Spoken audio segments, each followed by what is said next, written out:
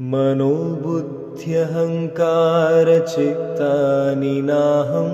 न श्रोत्रं न जिह्वा न च घ्राणनेत्रे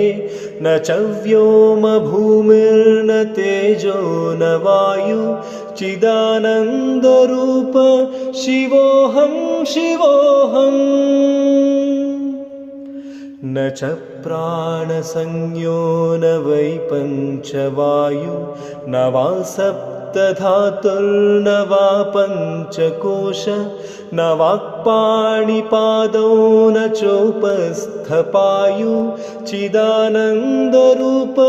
शिवोऽहं शिवोऽहम् न मे द्वेषरागौ न मे लोभमोहौ मदो नैव मे नैव मात्सर्यभावः